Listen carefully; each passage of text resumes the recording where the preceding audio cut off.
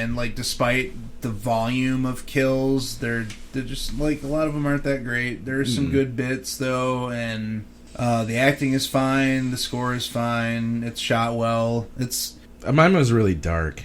Yeah. You had to watch it on Daily Motion. Well, Mondo Macabro put out a really nice DVD. That's if you're unfamiliar with that company, they mostly do like South American and like Eastern and Middle Eastern releases. They do a lot of Bollywood horror and stuff like that.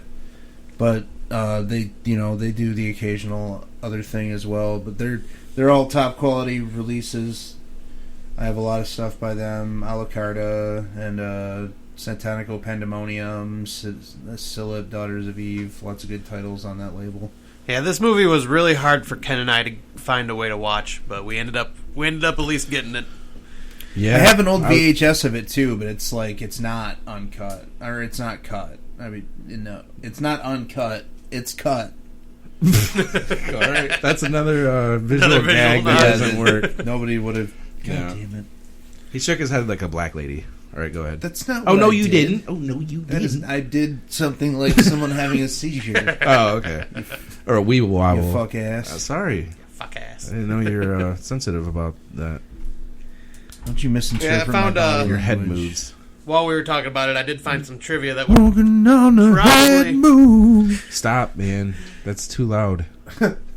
But some trivia that might explain why, like, the switch on Final Look Girls. at that, Apparently, those red lines. Apparently, the film took almost 2 years to complete after the original director Edmund Purdom quit the job, and then Derek Ford took over, but then was fired after 2 days, and the distributors then hired Ray Self to complete the direction. So, yeah, like, there's, like, 3 different directors that made this movie, basically. So that would kind of explain, like, the kind of subtle change in, like, the way it worked, I guess. Yeah, no wonder it shifts gears. Oh, yeah, and they had to... Alan Birkinshaw had to rewrite parts of the script, including the original ending and the London dungeon sequence. Goddamn Jew. Birkinshaw! What? Is that a Jewish name? Here we go again with the sweet Jesus. No, I mean, they just run everything. Score time! All right. So, I don't know. It's good and it's fun, but it's not great. And, like, it's not one that I feel like I need to watch every year. No. You're not lacking for Christmas themed films to watch throughout December or January if you want to continue on with it. And this one, it's one that I pull out every 2 or 3 years or so. I give it a 7. It's a 7. I give it a 6. Yeah. Yep. And I'm actually between both of you guys because I have mine written down. I got a 6.5. I was like, it was decent, like I said, decent slasher. Nothing special, but it's fairly average in in most ways, but it's not bad. It's certainly not bad. I would rather watch the sex tape that I filmed earlier than this again. There is one part. I plan on doing. Sex tape. There is one part I forgot to mention though. We gotta review that. No. Well, I love that scene where you like almost fell off the bed and. Where I was like don't fucking move or I'm gonna come. Good lord. That happened. But whatever. Spoiler. Yeah, you spoiled her alright. But yeah, there was one scene I forgot to mention earlier that it was like a forehead slap. It's the final girl when she's in that locked room and she fights off the killer and tries to escape the room. She looks back at him and goes, "Where's the key?" It's like, why would the killer give you the fucking key? You just fucking hit him in the goddamn head. I don't know. It made me like literally do the whole right in my forehead. I couldn't believe it. I was like, what? Well, anything that makes you hit yourself is good in my book. Did it go up another half point? Yeah, maybe it's 7.25 now. Def Comedy Slam. All right. That's it for that then, right? Yeah. We're on a time constraint, so. And on to our next film.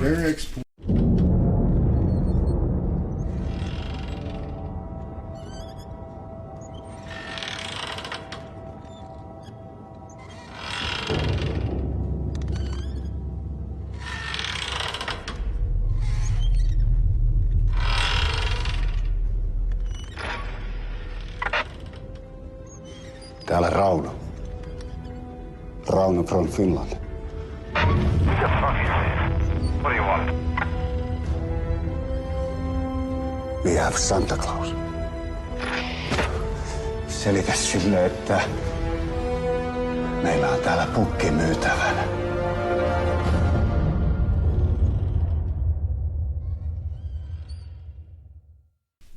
Our next film is called Rare Exports, Christmas Tale, 2010. Directed by some fucking Norwegian or Danish or I don't know, whatever. What is it? It's Denmark or I don't know.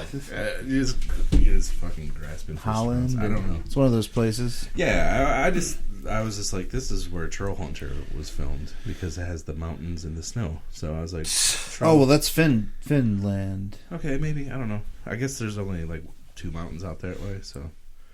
The director is Jalmari Helander. Yeah, Highlander. Very pivotal. He was also the writer as that well. we say the director. Yeah, we Is always it? do. Do we? Yeah. Yeah. We didn't on. When have we not? I don't know. Maybe we have. We always do. I don't really care though. I think even on the stupid ones that Mike picked at random, we did. No way. Oh well, we had the director. Yeah, because you had the director on that one time. No, it is the actor. That's what it was. We couldn't get. The director. actor. That's right. Yeah. Episode 1, if you want to check it out, he showed up and he's kind of a douche. This movie is pretty much excavating. It's like The Thing. Yeah. Oh my god. No, not even fucking. No, close. it's. I mean, there's that part of. Yeah, it's basically a bunch of digging American up. Excavators. There's no backstory on the main old guy. Why he's doing that, and like, how did he know? Like, how did he know where Santa was? Yeah, I don't know. There was. I don't know. And I don't even think doesn't he matter. knew where Santa was. I think he just knew something was there because after he realized it was Santa, he gave like out in that Raiders rule of the- sheet of like how to be nice, It's like no swearing. there are a no lot of smoking. Raiders of the Lost Ark references in this movie, and this is just one of them. They're just looking for the Ark, like they're like the Nazis poking around in the desert looking for the Ark. Yeah. Yeah, when they stumble across Santa, there's that little like he ends up handing out that rule sheet where it says no more swearing, no smoking, and stuff like that. Wash behind the ears. Yep, wash behind the ears. Now this is a funny little fucking movie. I get a kick out of it big time. Well, the things you'll see in this movie is a little kid running around in his underwear is very Victor Salva like, especially the pan up from his legs. Did you notice that? How creepy that is? Did I you get just reference Victor Salva on our podcast? Yeah, because Clown House. Oh god. He molested that kid that was running around in his underwear. Everybody knows. Mike doesn't know. Do you know about that? Yes.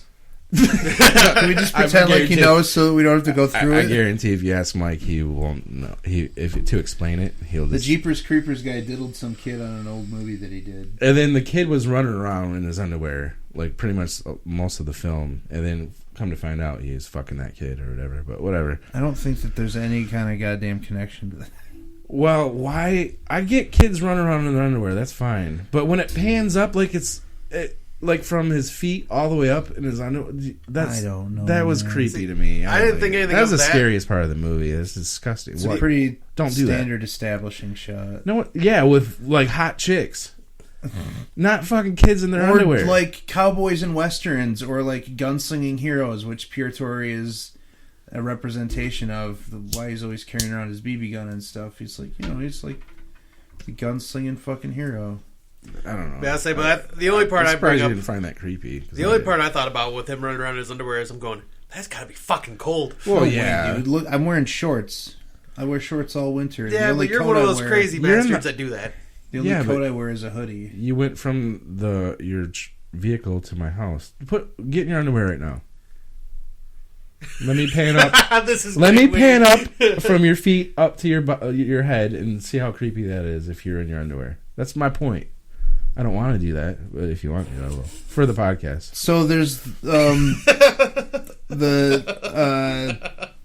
all the elves where they're running around naked. Yeah. You'll see a bunch of naked. Yeah, at Lots the of end, naked there's dogs.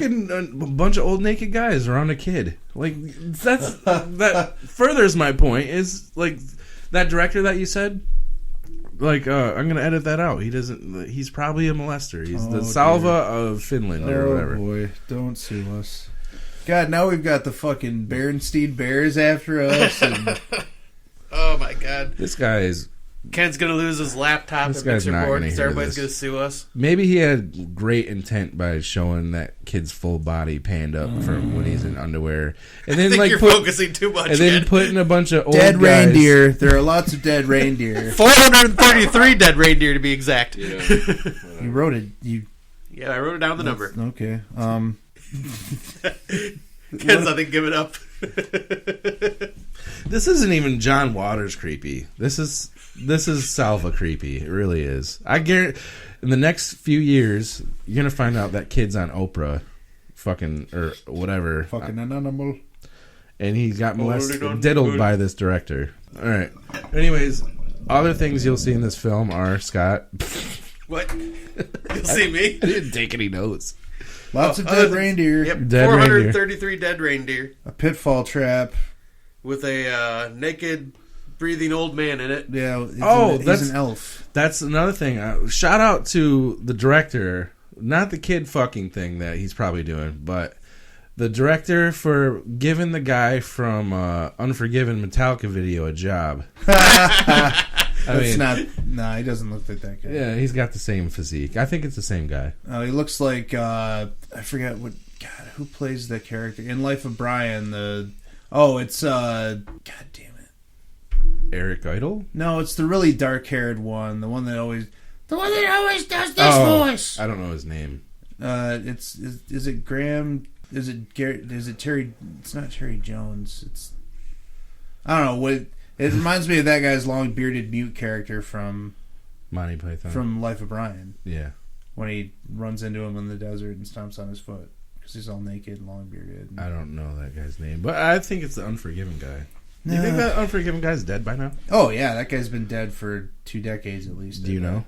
You were a big Metallica fan. Would you know if that guy? That guy's what's dead. What's his He's name? almost certainly dead. I don't know what that guy's name is. Seems like you. He was in some stuff too. So like Really? like a movie or like an episode of a TV show or something. Okay. Another thing you'll see, though, is a bunch of radiators and potato sacks stolen, which I thought that scene was hilarious when he's, like, telling the cops, he's like, come check this out. He's like, they've gotten into my potatoes. What, they stole your potatoes? No, just the sacks. And it just like piles of thousands potatoes everywhere. Potatoes, yeah. Like, I had a good chuckle at that, because, there's just, like, some weird subtle humor. I didn't laugh. Well, I don't know. This movie's clever in the way that it makes you think that first elf is Santa Claus for a long time, and then you find out Santa Claus is this giant fucking horned demon thing. Yeah, it's big. It's Krampus Claus. Well, any Christmas horror movie from the last 5 years is revolving around Krampus. Well, bitch, this one's 6 years old. Okay, 6 years. It's Krampus. Well, this was like the first one to do that. You think so? I think There might be a I Krampus can before think that. of. Well, just do your research next time you show up for the podcast. Says the guy who didn't take any notes. Yeah, exactly. I don't remember Krampus fever hitting until like Krampus 2 or fever. 3 years. No, seriously, it's like a mini fucking yeah. Celebration now. Pretty soon you're gonna look at there's gonna be like a Krampus like style Walking Dead show. Well, there are already like direct-to-video Krampus knockoff movies with sequels, and but like how one of the movies that we're going to be reviewing tonight has a Krampus. Yeah, it's a newer movie. Yeah, You're a new movie. I wish I was a new movie. I feel like a 38-year-old movie. One that hasn't aged well. It doesn't have the definitive ending. We had We've only had like 3 beers apiece. No. Have you been drinking all day? Yeah, I was out here drinking when I was watching. Oh. Don't judge my drunkenness. I'm not drunk. usually when he says he's not drunk is when he's pretty drunk. No. You'll know when I'm really drunk. But y'all. Another thing that you'll see is that this old man, like He played elf, two. tends to He get. played Knick-Knack with my poo. Wait, what? What? What are you? He said this old man. So Oh Jesus! Oh God! Good Lord, Randy. fuck you. Go on. He's But, got the jokes. He's on fire. He has That's what he says when I fucking say a stupid joke. Have some of your medicine. I just did. But yeah, this old man tends to like the Santa Claus trope.